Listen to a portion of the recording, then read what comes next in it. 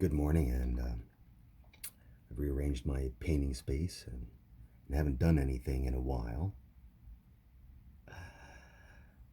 So I'm getting back into it.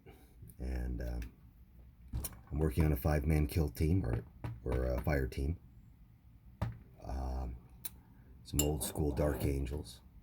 And I've got my hobby knife and my coffee, and I got to remember not to have those guys in the same hands if I'm going to take a sip. So I'm going to go for a sergeant and four dudes in helmets. And I thought I would just cut out some sprues, which is that's an art in my opinion. And I am going to try and do a much better job this time with all my mold lines. I see that there's quite a few mold lines already on these guys, especially this bolter top. So I've done a lousy job on that first cut. But what I really want to do is I just want to slide the knife in until it snaps. So did a lousy job on that. So let's see if we can clean this guy up some. And let's see what we can do about the lighting, which is not perfect.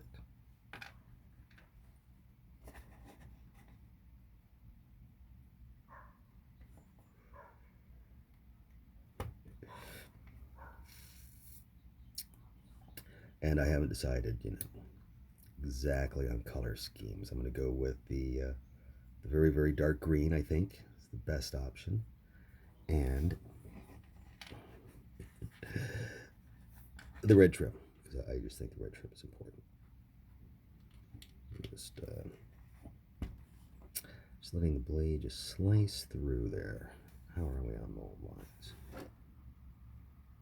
I should have probably done a better job of washing my hands too. So apologies.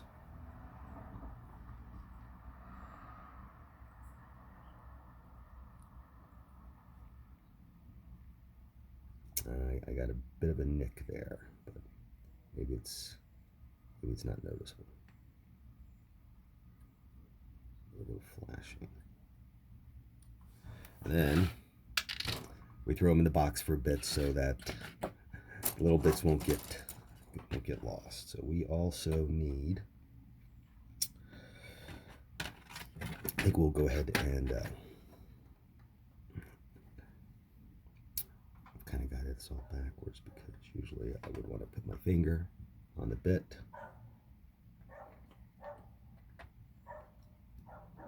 and slice down.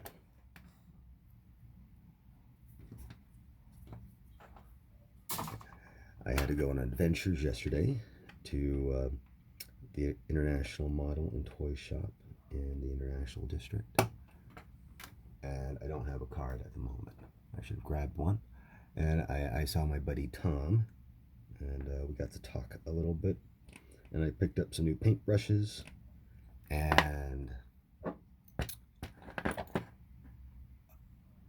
yeah. And it's it's instant weathering, and it is a bit thick and just needs a little bit of watering down, I think, and a little bit of a mold line on the top there. And what I used to do is I just use my thumbnail, or traditionally the back of the X-Acto knife, if you can find, brush at the seam, and just weather that down a bit. I always do a bad job.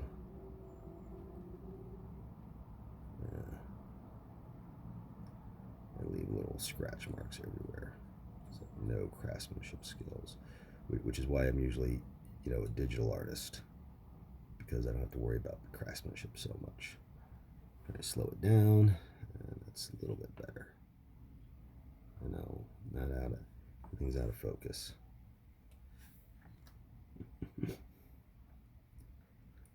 Yeah, since I'm out of the habit, I didn't make an index card or anything, and I'm gonna review this and find a better place for the camera. Now I figure if I can't feel the seam, then the paint will cover it up. So I'm happy about that guy so far. We can get focused. I'm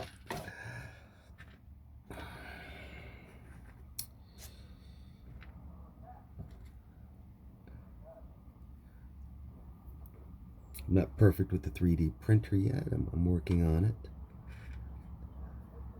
But I have a few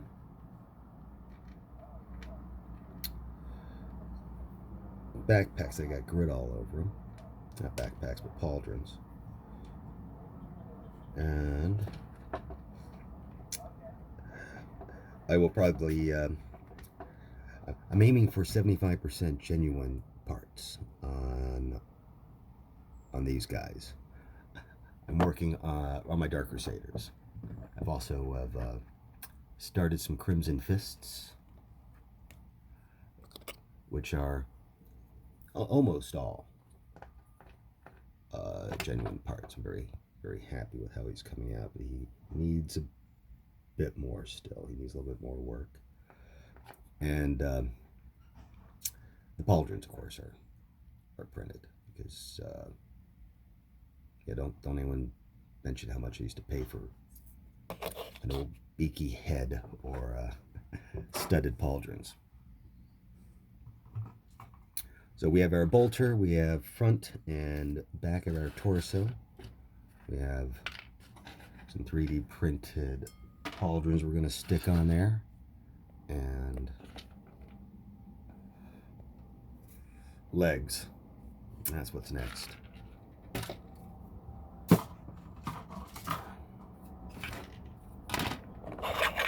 And we'll base him on a washer.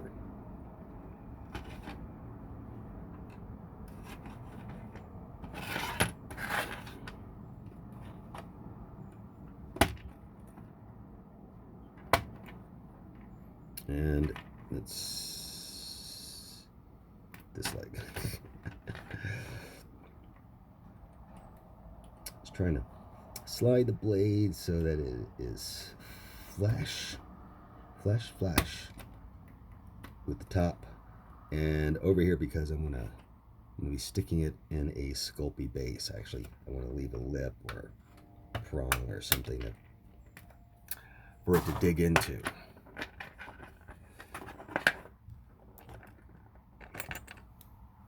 And grab a wad of the Sculpey. And I should have had a small bit of paper ready to go. We're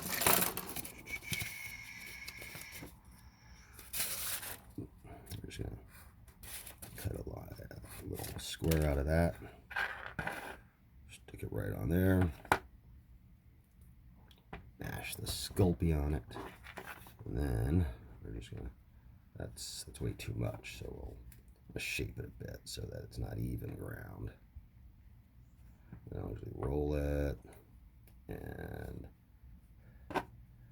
it's too much, so we'll just slice, and maybe slice, and just rip that out. If we just rip it off, it might just give us a nice natural looking feel. What we got so far. And I'm going to use a bit of Sculpey in their seams. So we're just got a little bit of Sculpey on that guy. Make sure the legs are pointed in the right direction. And stick them like that. And There we go. He's kind of striding uphill a bit. Not too bad. And we will decorate this Sculpey a bit. Bring it down and just maybe add some pieces. And the next stage is going to be finding a better camera angle with the new paints area set up, and fill in these gaps a bit here.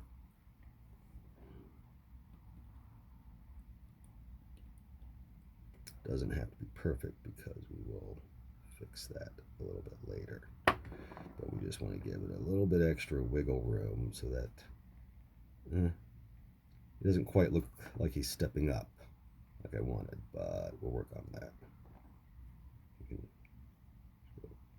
We're stepping up, but then I don't know, that's kind of a goofy pose.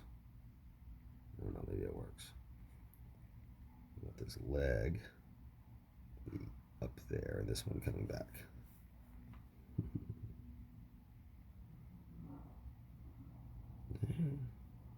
Yeah, good enough. He has stepped up,